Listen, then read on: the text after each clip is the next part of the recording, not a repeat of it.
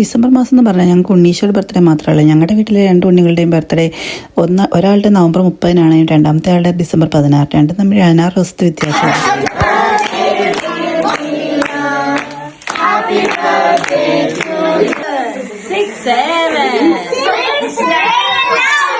Birthday last minute preparation ആയിരുന്നതുകൊണ്ട് തന്നെ cake ഞങ്ങൾ പുറത്തുനിന്ന് ഓർഡർ ചെയ്യുകയാണ് ചെയ്തത്. അവളുടെ ഫേവറേറ്റ് ക്യാരക്ടർ സ്നിച്ചിൻ്റെ തീമിൽ ഒരു ചോക്ലേറ്റ് കേക്കാണ് ഓർഡർ ചെയ്തത്. കേക്കൊക്കെ അടിപൊളിയായിരുന്നു. പിള്ളേരത് പിന്നെ ബാക്കി വെച്ചതേ ഉണ്ടായിരുന്നില്ല. ബർത്ത്ഡേ ഞങ്ങളങ്ങനെ വലിയ കാര്യമായ രീതിയിൽ സെലിബ്രേറ്റ് ചെയ്യാൻ തീരുമാനിച്ചില്ലായിരുന്നു. പിന്നെ പിള്ളേരുടെ ബഹളം കൊണ്ട് അങ്ങനെ കുറച്ച് അടുത്ത ഫ്രണ്ട്സും അവളുടെ കുറച്ച് ഫ്രണ്ട്സൊക്കെ ഉണ്ടായിരുന്നുള്ളൂ.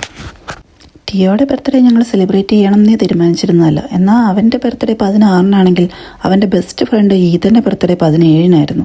അപ്പോൾ അവർ രണ്ടുപേരും കൂടി ഒന്നിച്ച് സെലിബ്രേറ്റ് ചെയ്യുന്നങ്ങ് തീരുമാനിച്ചു. അങ്ങനെ ഈദൻ്റെ വീട്ടിൽ വെച്ച് ബർത്ത്ഡേ സെലിബ്രേറ്റ് ചെയ്യാമെന്നും ടിയോയ്ക്ക് അവൻ്റെ ഇഷ്ടപ്പെട്ട ഫ്ലേവറിൽ ബിസ്കഫിൽ ഞാൻ തന്നെ ഒരു കേക്ക് ഉണ്ടാക്കി.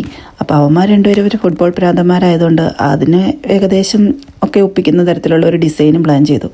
അങ്ങനെ അവൻ്റെ അടുത്ത കുറച്ച് ഫ്രണ്ട്സും ഒക്കെ ആയിട്ട് ഈദൻ്റെ വീട്ടിൽ വെച്ച് ഞങ്ങൾ കേക്ക് കട്ട് ചെയ്തു. അവരുടെ ഇഷ്ടപ്പെട്ട ഫുഡ് എന്നൊക്കെ പറഞ്ഞ് അവന്മാർ പറഞ്ഞതുപോലെ മസാല ദോശയൊക്കെ ഉണ്ടാക്കി.